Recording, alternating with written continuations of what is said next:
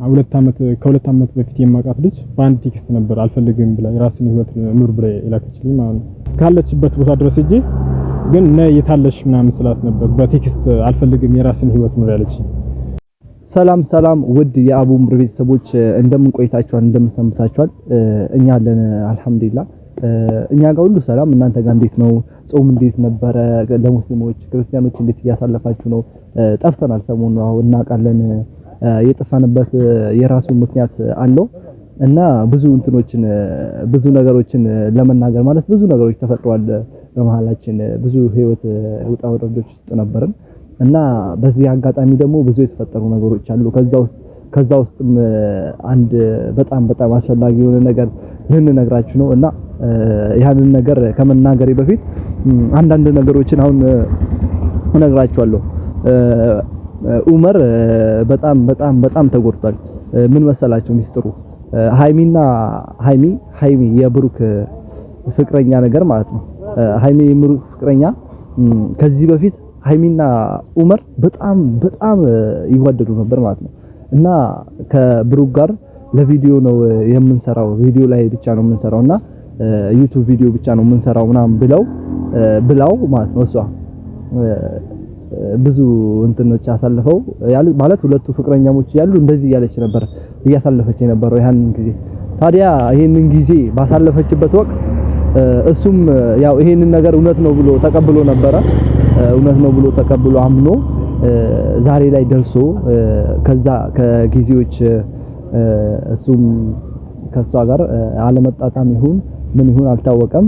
እሷ ከአሁን በኋላ እኔ አልፈልግህም አጠገቤ እንዳትደርስ አለችው ማለት ነው እና ይሄንን ነገር ከሰማ ጀምሮ ኡመር በጣም ተጎድቷል እና እስኪ እሱም ይመጣል እሱም የሚለንን በደንብ አድርገን የምንሰማ ይሆናል። ውድ የአቡ ኡምር ቤተሰቦች ሰብስክራይብ፣ ሼር፣ ላይክ ማድረግ እንዳይረሳ እና ወንዶች ይሄንን ነገር ልናቀርብ የቻልነው ምንም ሃይሚን አንቺን ዲስፔክት ለማድረግ አይደለም እና ይሄንን ነገር ልናቀርብ የቻልንበት ዋነኛ ምክንያት እናንተ ወንዶች ሴቶችም በእንደዚህ አይነት ነገሮች ስማችሁ መነሳት የለበትም እና ይሄንን ለማጥፋት ስንል ለእናንተ ትምህርት ይሆናል ብለን ስላቀረብን ነው እንደዚህ ልናደርግ የቻልነው እና ቤተሰቦች ይሄንን ቪዲዮ ሼር አድርጉ። ሃይሚ ይሄንን ቪዲዮ እያየሽ ከሆነ ኡመርን እባክሽ ተቀበዩ እላለሁ። ኡመርም መጥቷል። ሰላም።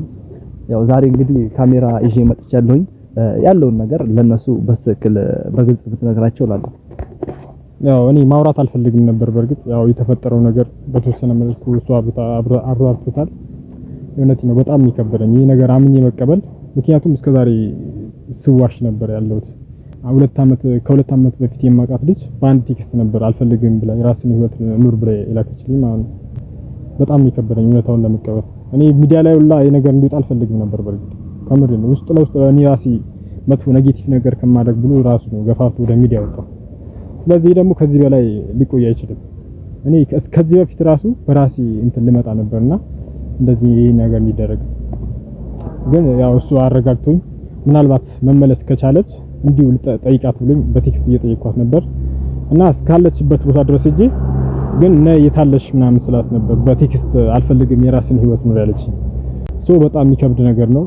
እናንተም ደግሞ ይሄን ተረድታችሁ ምናልባት አንቺም እያየሽው ከሆነ ብትመለሽ ነው የሚሻለሽ። እውነቴን ነው ምንም አያደርግልሽ። እኔ አንቺን በንጹህ ልብ ነበር ያፈቀርኩሽ። ህይወቴን ለአንቺ ልሰጥላ የተዘጋጁበት ጊዜ አለ። ብዙ መጥፎ ጥሩ ጊዜዎች አሳልፈናል። ያን ሁሉ አንቺ ታውቂዋለሽና ተረድተሽ ይሄን ነገር እያየሽው ከሆነ የሆነ ነገር እንድታረግ እፈልጋለሁ። ባይሆን አብረን መኖር ባልችል እኮ አንቺ የሆነ የተፈጠሩት ነገሮች አስረድተሽ አይሆንም ይሄ ነገር ማለት ትችይ ነበር።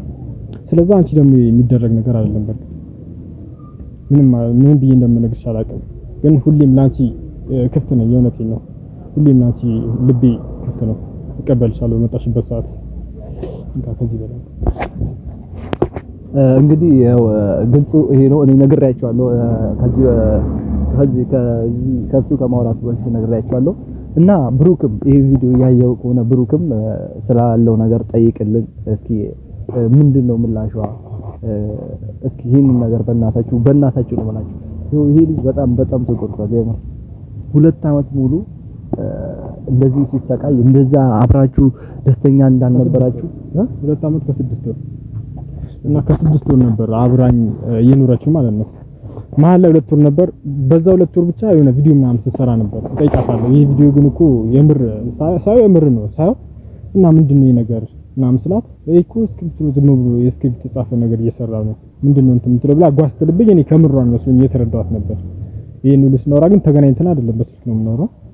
እና ሳስበው ነገሩ እየከረረ ሲመጣ ሳናግራትም እንዲህ መዘጋጋት ስትጀምር ነው በጣም ከብዶኝ የተናገርኩት። እና ብቻ እንከን ነገርባት ነው ማለት አሁን እኔ ልል የፈለኩት ያው ለኦዲየንሶቿ እሷን ዲስፔክት ለማድረግ እንዳትሞክሩ ማለት ሁላችሁም የራሳችሁን እንትን ልትወጡ ትችላላችሁና እሱ ይሄንን ነገር የደረሰበትን ነገር ዛሬ እዚህ ቪዲዮ ላይ እንዲቀርብ የፈለኩበት ዋነኛ ምክንያት ነግሬያቸዋለሁኝ። እና ብሩክ እና ከሷ ዙሪያ ያላችሁ ሰዎች በቻላችሁት አቅም ሁለቱን ልጆች አቆራኙልን። ብሩክ እውነትህን ከሆነ ግን ማለት ነው እውነትህን ከሆነ ግን ቆይ እኔ በነገራችን ላይ ብሩክን ምን ማለት አልፈልግም። ምክንያቱም ያ ነገር ሁሉ ብትነግረው እኔ እሷ ዘንድ ያለኝ ቦታ ብትነግረው እሱ ይሄንን በፍጹም አያደርግም። እርግጠኛ ነኝ ይሄን እንደማያደርግ። ያን ነገር ስለሸፋፈነችና ምንም ነገር ህይወት እንደሌላት ስለነገረች ነው እሱ ያ ነገር ያደርጋል። ስለዚህ ሁላችሁም ይሄን ተረታችሁ እንትን እንድትሉ ነው ፈልገው። ውድ ቤተሰቦች ያው ቪዲዮውን እስኳ እንዲደርስ ደግሞ ተቻላችሁ አቅም ሼር እያደረጋችሁ ሰብስክራይብ እያደረጋችሁ አካውንቱን እንትን በሉ። ሃይሚ በዚህ ቪዲዮ ምላሽ እንድትሰጪኝ እንፈልጋለን። ማለት ይሄ ልጅ አሁን ማለት ወንድም አለሽ አንቺ ከዚህ ወንድሞችሽ እንደዚህ ቢሆኑ ደስ ይልሻል ወይ ነው ጥያቄው። እና በተሻለሽ አቅም ይህን ልጅ ላለመጉዳት ሞክሪ። ማለት ያው ብሩክንም ከዚህ በፊት አናግረዋል ለማናገር ሞክራለሁ በውስጥ እሱም ይመለሳል ይመስል ትክክል አይደለም ጭራሽ እየቀለድኩ ምናምን መስሎኝ ነበር መስሎት የታየው እሱ አልታየውም። እውነታውን አልተረዳውም ጭራሽ። ምክንያቱም ምንም የነገረችሽ ነገር ስለሌለ ዝም ብሎ የውሸት ምናምን መስሎት ነበር። ይመለሳልኝ ነገርም ኔጌቲቭ ነገር ቢሆንም እሱ ያው ስላልተረዳኝ ነው።